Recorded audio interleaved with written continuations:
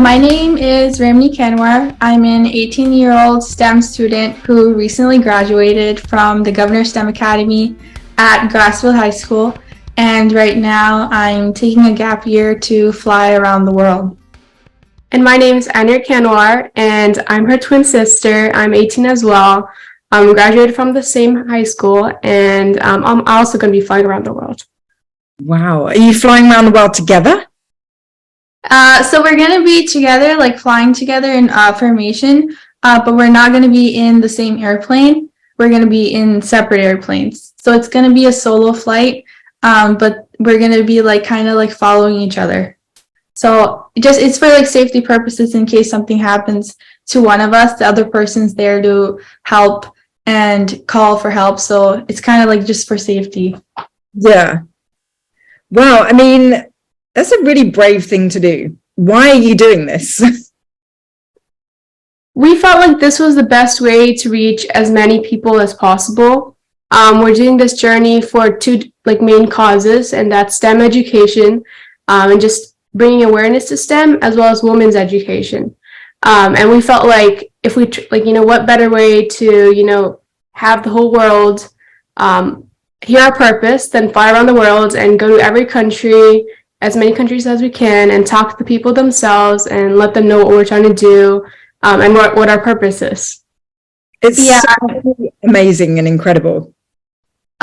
Since we got our pilot's license, we were always trying to think of a way to utilize it for a bigger purpose.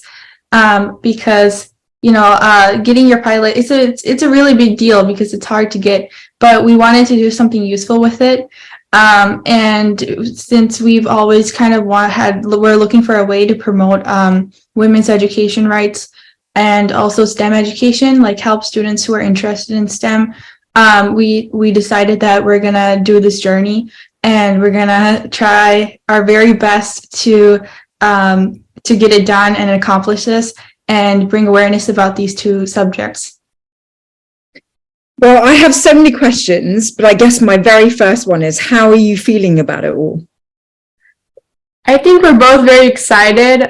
We've just done so much training and have so much experience at this point that we feel like we're ready.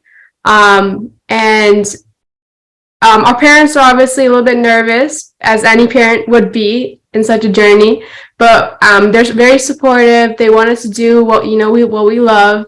And they're just saying that if you want to do it, then just put your 100% and do what you want to do. So they're basically saying don't do this like only 1 foot in, 1 foot out. Yeah. If you're going to actually do this, put both feet in and we'll support you guys. And what does having both feet in look like? It means that, so we have been in California, DC, Florida, all in the past month, preparing for this trip. We've met with the previous world record holder in 2021, Travis Ludlow, and he gave us advice on how to do this journey because he did it himself, and he's also the only pilot in his family. We've gone to California and did accelerated IFR training, which was very, very tough because it was 7-8 hours of flying. Yeah, we would wake up at 5 or 6 a.m. We would study a little bit before lessons. Then we would go there and do ground school with our instructor until 12.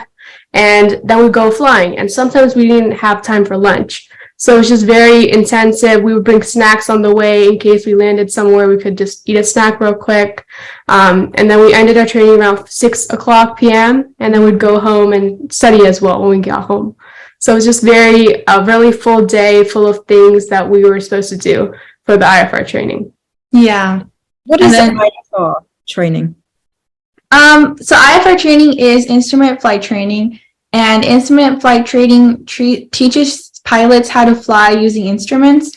So it's handy in cases where we're flying in bad weather or in clouds, so low visibility conditions. And VFR training is private pilot training. It's completely different because it has completely different sectionals, different approaches. You use different mindset of thinking because you're not worried about visibility. But when you start doing IFR training, you start thinking in a completely new lens, and you start thinking about, okay, if I have bad weather happen to suddenly, or if I have clouds happen, what am I going to do? How am I going to get out of them? How am I going to fly the airplane? And it's very, some people say it's the hardest training to learn because you have to change your mindset as a pilot. So, I mean, I guess some people's opinions might differ. Maybe some people thought it was easy, but we definitely thought that it was very intensive, and it was a good learning experience. Yeah, I think it was a very good challenge. I think that's the right word. Especially since you're doing everything so quickly. So how do two 18-year-old girls decide that they want a pilot's license? Like, where did that come from? So we have always been interested in aviation. So the first time we flew an airplane, it was like when we were like 2 years old. And we had back and forth trips from India to the United States. So we used to fly in airplanes like almost every year.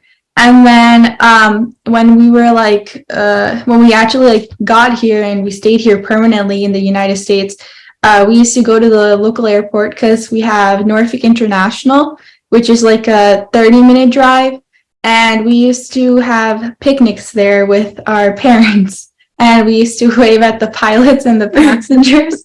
There's this very long parking lot. We went to the very end, and it was right near the airplanes, and they used to take off, and this was us. And we just sat there for hours. And the funny part was that they would actually wave back. So some of them would. So it was very funny and just enjoyable as like a little kid. Yeah. Being able to experience that. It was like the highlight of our day, watching airplanes in the parking lot of Norfolk International. So it's kind of, I mean, you guys went one step further because, I mean, I traveled a lot on planes, but I haven't been motivated to get a pilot's license. Like, what tipped you in this direction? Because it's a massive investment of education. Mm-hmm. Yeah. So I think we truly got into like STEM and aviation in the 8th grade. So we took like a digital technology class, and in that we were introduced to STEM for the first time. We did stuff like build bridges, built like a rocket car, airplane design. Yeah, airplane design, like video game programming, things like that. And I think that's when our passion really grew, and we knew that we wanted to be in this field. And that we wanted to do something in aviation. And initially, we didn't know that we could get our pilot license because, like I said, nobody in our family is a pilot. So we didn't know how to get it or what were the prerequisites. So we just kind of showed up to our local flight school one day and we were like, we want to be a pilot. What do we have to do? And then they told us that for like the initial requirements, you just have to be at least 17 and you have to read, write, and speak English. And we were like, we can do that. So we started, we did a discovery flight that day. And they were like, is your stomach feeling weird at all? And we were like, nope. And they were like, okay, then you guys can definitely become pilots. You can do this training. So that was the day we started flight training. And that was in like 11th grade. So 8th grade, we got introduced to STEM. And then in 11th grade, we actually started flying. Now, I know that STEM does really help with aviation, but some people might not make that connection of like STEM with flying planes. Mm-hmm. Can you tell me about the connection you see? So we were accepted into the Governor STEM Academy, and that's in Grassville High School. And the Governor STEM Academy, they had like a selection process. It was 60 kids from the city, and we kind of showcased our interest in STEM by kind of talking about our class that we took in 8th grade about the STEM class. And we kind of we gave them our resume about what we'd accomplished so far. And I guess they thought we were okay kids. and they accepted us into the academy. So for 4 years in high school, we did normal high school classes with like rest of the high school, and then also STEM classes with only STEM students. And those were taught by like college professors. And in that time, we took aerospace engineering. Mm-hmm. So it was one of the subjects that we were introduced to. So we took like digital electronics, civil engineering, aerospace engineering, introduction to engineering, principles of engineering. So aerospace was one of the subjects in STEM. So we learned everything from designing airfoils to creating them on software and 3D printing them, how to design the most aerodynamic airplane, gliders, like all sorts of aviation stuff. Yeah, like propulsion systems. There's just so much stuff that we learned. Like I can't even name it off the top of my head. But it was just everything aerospace. We flew like on software, an actual did a simulation airplane. It was Plane X. And we did flying on that, and it was graded. So at that time we were doing flight training, so we were helping our friends do it. Yeah. They were like, you guys actually do it in real life. You help us do it. So we would try to help them figure out how to fly their planes. Yeah, we were kind of like their instructors, and we're like telling them, look at your airspeed, look at, your glide slope, things like that. Yeah. And it was fun, but it was really just fun for our friends and us. And needless to say, that was our favorite class, and one of our favorite classes in STEM. Yeah. So do you reckon that your STEM knowledge is making you better pilots, or your pilot knowledge is making you better engineers? I think they're so interconnected because piloting is directly related to STEM, because when you get your license, or when you're getting your license, they make you like you have to learn a lot of things regarding the aerodynamics of an airplane, how it functions, the instruments in the airplane, the physics affecting the airplane, and it's in weather obviously too. But you have to learn, like, it's not just how am I gonna fly the plane, the yoke, the rudder and stuff. It's also about like what is making the airplane fly, what affects it flying, like all the different environmental factors, physics factors. You also learn that. So it's not just like, one, like you learn how to fly the plane, you also learn why the airplane flies, you learn how it flies. So it's very interconnected with STEM. Yeah. And when you go on your amazing adventure, how can we kind of follow you guys? Yeah, so we already have an Instagram account. We both have our separate Instagram accounts, and we actually upload things on there every day, videos of our training, we try to every day. Sometimes we're so busy that we don't have the chance to. Preparing for the trip, everything like that. It's on the Instagram page. And a lot of people have suggested like a Facebook page and a YouTube page as well. So we're hoping that we can, start one eventually. Right now we're really focusing on, taking off, preparing for it safety wise. So we've been kind of busy, but hopefully we can get to that soon as well. But we also have a website, gmaneuver.com, that we've been running since 2021. So we've kind of it's been a few years that we've been doing this, that we had the thought of doing this. So it didn't just randomly spring up in our head that we wanted to fly around the world. We've kind of been working towards this slowly ever since 2021. So, gmaneuver.com, we do posts and stuff there too. And they're also informational posts. We post about our check ride when we took our written exam, different aspects of training. It's informational as well. And actually, the main reason for G Maneuver is to take disadvantaged children who economically disadvantaged children, as well as students who want to go on flight, or want to go into aviation or STEM, so that they can experience it for the first time, and that we can just show them the world of aviation. And we take kids and students all the time. We took like 2 people last week, and we're just trying to grow this as much as we can and just be able to show everyone what this field really is, and if they want to be interested in it, they can. Yeah, because one thing we noticed is that a lot of people can't afford to pay for like aviation, like flights.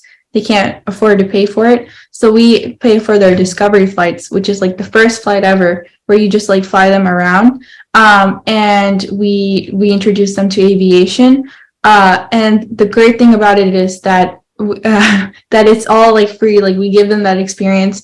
And a lot of people say that they really want to get into aviation after the flight. So that's, it's even one student who, is interested in STEM and wants to get into STEM. That's great news for the industry. Yeah, and like with those flights, we fund them like ourselves. Yeah, we do it like we're ED techs, and we have our EMT license, so we're EMTs. So we go to like work, and we save that money towards this, and we also do tutoring and other like things like that. And we actually save that money specifically for G Maneuver and these students. Yeah, so everything is out of pocket, but we're trying to afford it without like additional income. But so that's why we're kind of limited on how many students we take up, but we try to do like a few every week. That's so incredible. You answered my next question, because getting a pilot's license, I think so many people do assume that it's really expensive, and it's just like, a world that is just requires a lot of funds, and what you're doing is so inspiring and so generous. Yeah, and a lot of people assume that pilots have a lot of money, or that they have a lot of income, but most of the pilots that we have met and flown with, they either paid with that the money for flight training out of pocket, or they went through like a university and the university helped them pay for it. Yeah. Likewise, like our parents helped us a little bit, but we also paid like some of the expenses ourselves. So it's, even that stigma that pilots you have to be rich to be a pilot is not true. Yeah, and like a lot of people also take like loans and things like that. Like one of my flight instructors, he took like a loan with his parents kind of, and with like a bank. And so he was like paying each like party. So that's how he afforded his flight training. So there's like a lot of different avenues. These days there's also like scholarships. And we actually do a scholarship through G Maneuver as well. But there's like scholarships, there's opportunities these days. So I think it's becoming a lot more available to people. So I think that's like a great aspect. Do we need more pilots? And how many women are pilots as a percentage? We definitely need more pilots. 100%. Like just recently, there's this huge like pilot crisis where they couldn't find pilots during COVID, and a lot of pilots there wasn't anybody to fly the airplanes. I don't know if you heard about that, but pilot salaries have also gone way up because there are a less amount of pilots than before, like earlier years. So I think the salary now is in like 500,000s. You can work up to that.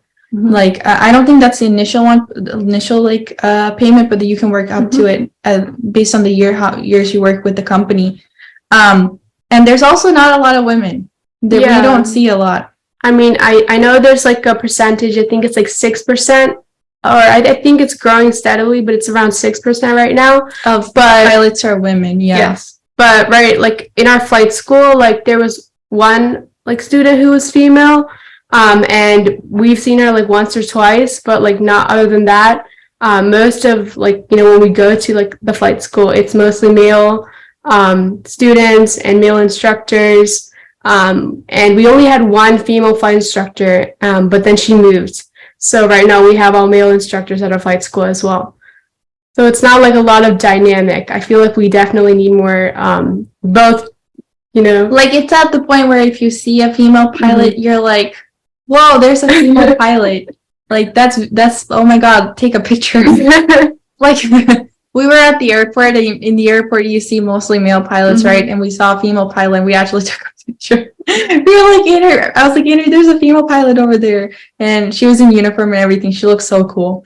But it's like kind of like when you go to the zoo and you're like, oh, look at that rare animal that there's only 2% of in the whole world. Yeah. And there's something about, like how there's a bunch of jokes about female drivers. Oh, yeah. There's some stigma around like female pilots. Do you want to like break that stigma right now? Yeah, I mean, we actually faced a lot of that with like during our flight training. From like the beginning, our flight instructors were like, "Oh, you can't do it. Guys can't become pilots," based on like absolutely nothing. We have met female pilots who are just as good, just as confident, just as able to do things that a male pilot can do. And I just don't think that there should be any like restriction or like a lack of opportunities for females and female pilots in general. Because what's the worst part is that there's this stigma that female pilots are not as skilled or cannot be as skilled as male pilots. So initially, when you just begin training, they automatically think that you have a disability, and they treat you like you have something wrong with you just because of your gender. And so when they do lessons, with you, like flight training, they treat you like a child. And I mean, it might be because we're young too, but they like coddle you. But we also noticed there's one other female pilot, and they also did the same to her. They took like 2 months teaching her the same thing that they would take 1 month to teach a male student, and they did the same thing with us. Like it took us like a year and a half. It took us a while to finish our training, and it wasn't because we were less skilled. It was because of our gender, because when we switched flight schools, we got our license in less than 2 weeks, whereas they told us that it was going to take us like 3-4 more months. And we were like, we don't have 3-4 months. We need it now. So I mean, it's kind of crazy because, I don't want to generalize, but when women operate machines, they are so much more careful. Because when you think about how as a woman, I really multitask. I'm able to do that. And my partner, who's male, like he's extremely smart and, skilled and talented, but he likes to just focus on one thing at a time. And I don't want to generalize. Yeah. But, the idea that you're operating this machine that is suspended in the air, and operating it is someone that's able to think of one thing and other, like juggle, is in some ways more comforting. Yeah. I think it's the same in flying. Where I feel like females are generally more careful. It's just, I feel like each gender, I don't want to like separate genders, but each gender has like specific traits that they're better in. And like females are better, like, they're more calm, they're more able to, focus at the task, but males are able to, not really, they have like other qualities that make them good pilots. So I feel like males are very analytical. Like yes. Male pilots, they're very like systematic. They go by the rules, by the lists.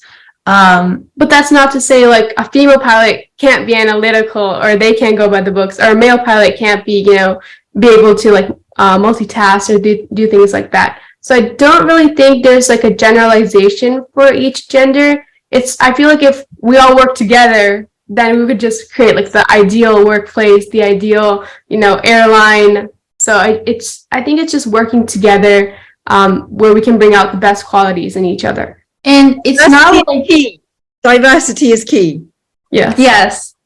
And it's not like the gender thing is not why this like disparity exists in aviation and STEM. It's because of like the societal views regarding females and males that are influencing, piloting, aviation, mechanics, industry, like STEM. It's not the gender thing, it's the society, what they have, the values that they pushed on us. And I actually have a funny story. I was doing flight training then. I was still a student back then. And I had done a presentation at school. So unfortunately, I was wearing a dress that one day. And I didn't have time to change because right after school, me and Ramneek would both drive to the local flight school and do training. So we would have just 5 minutes to, run there really quick, and then we would start training. So I didn't have time to change, and I showed up to my, training in a dress. And my flight instructor was like, "You can't fly. You're wearing a dress. Like, you're not going to be able to, climb up the steps to check the fuel tanks. It's just very, just makes you not able to be more, pilot. Yeah, it's just going to affect your ability somehow." And so he said, "Don't ever wear a dress again. Or we're not going flying. I'm not taking you flying." So that was just very crazy. And I can't believe that actually happened because, you hear about those kind of things. But because of a dress. Because even though wearing a dress, I guess it is, a little restrictive, restricting your movements, you shouldn't point that out. You shouldn't be well, just because you're wearing a dress, you can't fly, because that's not true. Yeah, because she flew. Yeah, if I can do those things in a dress, then I don't She did the whole flight in a dress. So, but he was like, if you wear it next time, you're not flying. Yeah. So if that's not, you should be able to wear whatever you want. It's not even male, female at that point. You should wear whatever you want. She can show up in a polka dot suit. Yeah, it's your choice, it's your training, it's your abilities. Yeah. So I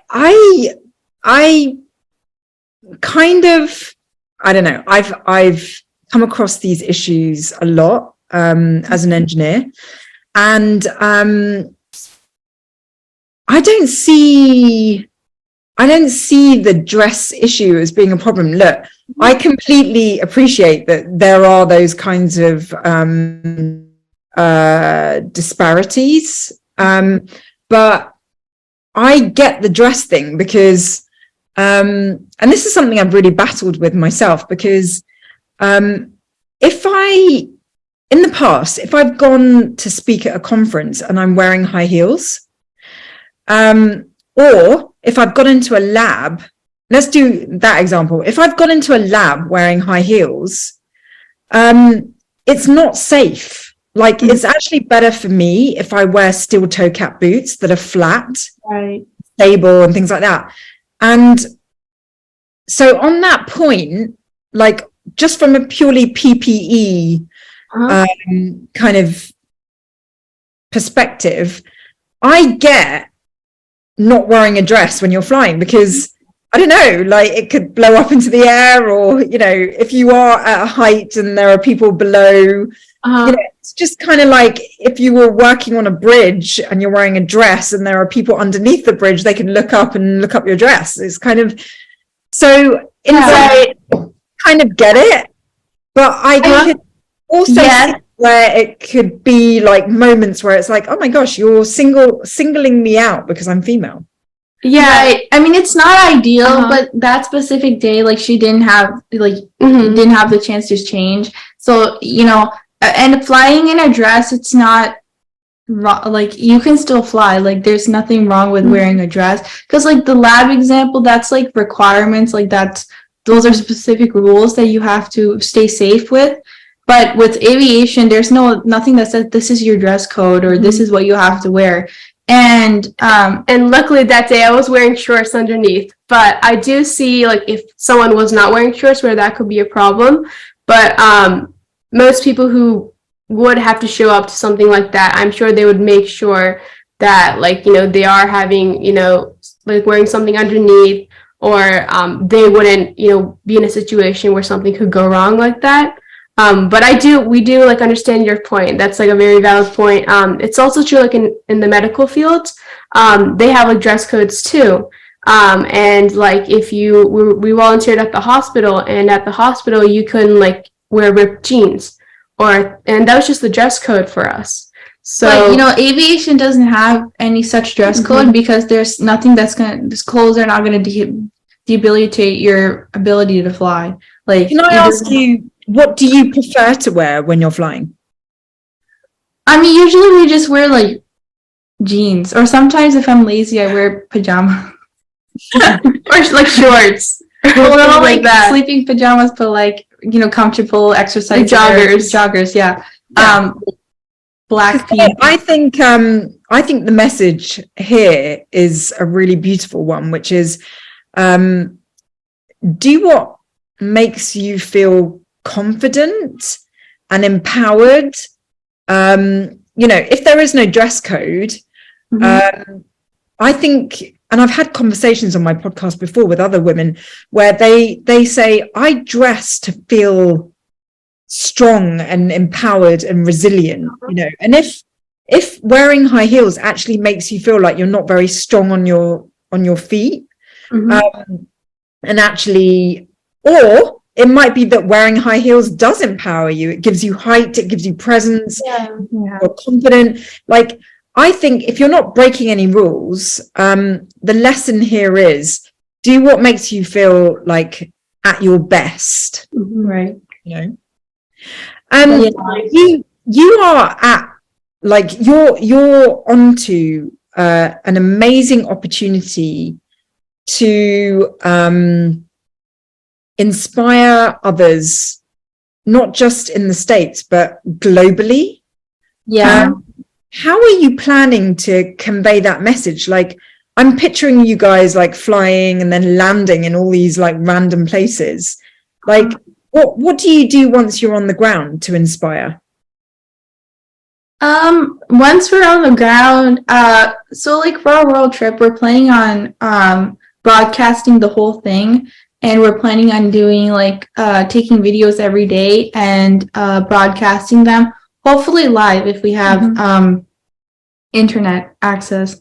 But on the ground, I mean, we're thinking of, I think we're going to be so tired that we're not going to be able to actively do anything in the places we visit, and we're going to try. But we're planning on flying like 6 to 7 hours per day, every day. And so I think we're probably, like, we're going to come on the ground and we're going to find a nice little place to sleep. Maybe it's like a straw mat somewhere in a barn, and we're going to fall asleep there. So we don't have any plan. There's no plan of where you get to and where you stay and how you eat and none of that. So we are doing that like while we're doing our planning. And we're going to be doing the Atlantic trip first and the world afterwards. We're still figuring out all the details for that, but we do like have to make sure we have like a place to stay or an idea of where we're going to stay. But things like that. But there are like circumstances where sometimes something happens, you don't have, you know, that's the place that you wanted to go or the place you want to eat that's not available. Like Travis told us that he specifically, like, he had to sleep in a I think he said a shed. He had to sleep in a shed because his lodgings he wasn't able to get them, like I think they overbooked or something. And so he said, I slept there. I started flying again the next day. So there's definitely going to be difficulties and there's definitely going to be problems because it's such a long journey. There's 100% we're going to have something go wrong. So we're just going to try our best to prepare for it. And we're going to try our best to be safe the whole flight. I'm sorry, but this needs to be on Netflix. Like, because you remind me of a series, The Happiness Diaries. I think it was The Happiness Diaries. But basically, Leo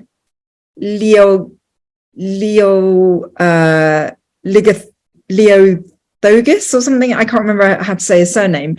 He basically bought a yellow motorbike and he went around the world with no money and no plan. And the kindness diaries. Because his trip was all about people being kind. And so he was relying on the kindness of others to get around the world. And, you know, people kindly gave him gas and kindly gave him a place to stay. And he documented it all. But he didn't have a documentary before he went on the trip. He ended up making a documentary a few years after the trip. Mm-hmm. So I do highly recommend that you do film everything and, you know, just create like video diaries and blogs and, you know, because it's just such an amazing adventure with such a beautiful purpose, you know. Wow. Hopefully that can happen one day. So we're gonna try. What's the plan for after this year? After we're going to college, that starts in the fall. So we're gonna be going back to school.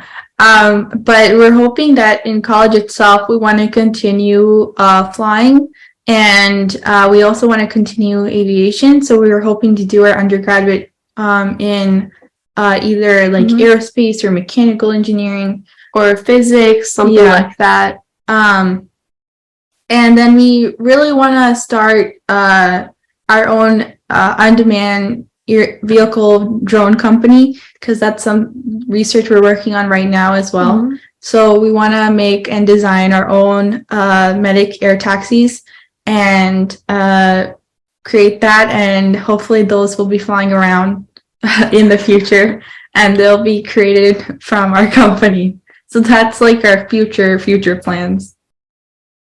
Wow. You guys are amazing. Just so incredibly amazing. I wish you all the best with your trip. I don't know how you're going to go back to like being at uni after that year. Oh, I mean, it's just going to be, but you know, maybe you end up, who knows what you're going to see that's going to shape what you want to do in the future and how and stuff like that. But the bravery will show. Definitely different. Yeah, we're just like looking forward to like the journey itself, and you know, meeting, you know, people from those different countries, and you know, talking to them. If you know, we're, you know, like getting off our airplane or something, we have the opportunity to talk to some people from that country, you know, talking about them, hearing about their lifestyle, their culture, things like that, and just taking all of that with us as we're going around the world and bring it back here when we come home. So we just want to do something like that where we can just bridge the gap between different countries and just show that like each culture, each country is just unique and amazing in its own way. And are you going to get a chance to go back to your roots? To India? Yeah. We're hoping to, hopefully. Because we our mom wants to do a welcome party there. So we're hoping to go there. We definitely want to fly through India, but we'll see. Yeah, based on like airspace restrictions and things like that, we'll see. We kind of had to keep a lookout for because in that part, like the Asia area, we have to look out for China, Russia, Ukraine, their you know, conflicts that are happening. And so we're trying to find airspaces that we can fly in without any trouble, because we don't want to be held back in a country, and because that's not only gonna impact our timeline, but it's also dangerous for us. So we don't want to be detained anywhere. So we're trying to find the best flight route, to fly. Because that's. What was the question? What aircraft are you flying? We're trying to fly. We actually are going to be flying a Diamond aircraft. So, because we were initially trying to fly a Cirrus, but Cirrus aircrafts require a lot of training, and they're not easy to find. There's not a lot of people who own Cirruses, but Diamonds are more readily available, and they're training aircraft, so they're easier to transition into. So Diamond. So from door to door, how many miles do you think you're going to cover in 1 year? I think the last time we looked at it, it was like around like 25,000 miles or 30,000 miles or something like that. It was around that for like the entire world. But it just depends on if we don't go, because that's around the world like in a straight line. So that's obviously, it's going to be more than that based on like the different routes we take and different stops we have. Yeah. Oh my gosh. Well, you know something, I have goosebumps for you guys because I think it's going to be amazing and challenging and scary at times, but also it's going to bring you the biggest joy, and it's going to be a once in a lifetime experience. I'm so happy you've got each other. I don't know why.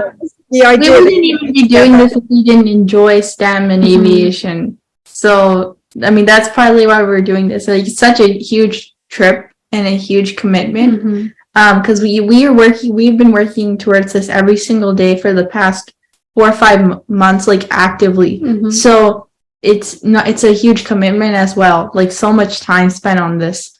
So yeah, and we like decided we were gonna do this like 2 years ago when we started like our pilot license. We were like, you know, at the end of this, how are we going to use that to like do the most good or reach the most amount of people? Initially, we wanted to do a free,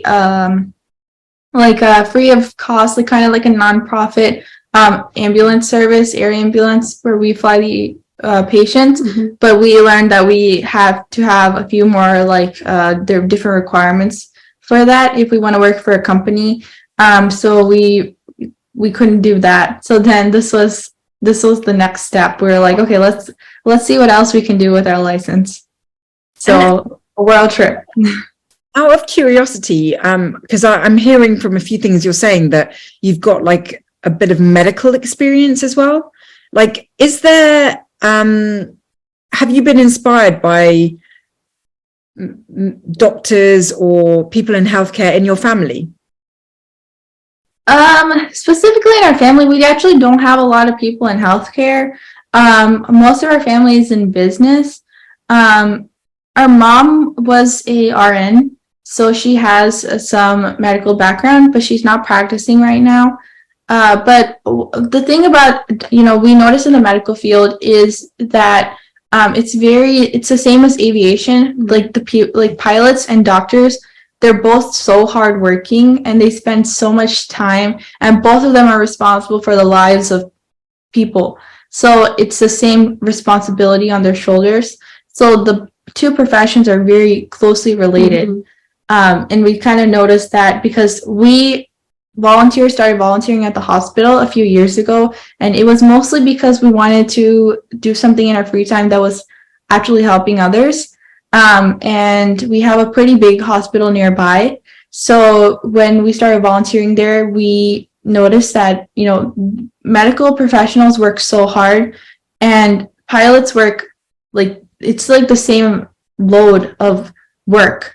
And yeah, to add to that, like the medical field is going in a direction where in the future, like in a few years, it's going to be all like, STEM based, engineering based. Right now, it's so much of it is engineering based, like all the machines and things. To do like anesthesiology, you have to know physics, the physics of how each like medicine works, things like that. So it's like one of those STEM fields that's very interconnected with, STEM in general. So in the future, I feel like if more people do STEM, then it would just be better for all the different like healthcare, different careers in general, because every job in the world is heading towards that direction where everyone needs to know STEM, everyone needs to know how to work with technology and things like that. Well, I couldn't agree more, and I am absolutely amazed by your forward thinking, your visionariness, and I'm excited for you that you are doing this adventure, because it is just it's such a big undertaking that you will not fail to get noticed. And I'm so happy that you are putting yourselves out there to help so many people and really change the course of STEM in the future. So thank you. so much, and I wish you all the best. And I'm going to be following you every step of the way. Thank you. Thank you so much. Thank you. But I think it's also very important to acknowledge that we're going to be the first, I guess, colored females who are going to be doing this as well. So I think that's also very important to acknowledge. And it's because, you know, it is harder and there are more difficulties. And so, you know, I think that's also very important. So, you know, thank you so much. And we're hoping that all the, you know, things that we've gone through and all the different obstacles we face to kind of help us succeed even further in life, and that, you know, this journey goes well. So yeah. I'm seeing 2 beacons of light that are shining the way. And honestly, it makes my heart so full to think of all the little girls out there, boys too, but the little girls out there that look at you guys and go, wow, I want to be like them one day. So that's like the biggest compliment. Yeah. So thank you so much. Thank you so much.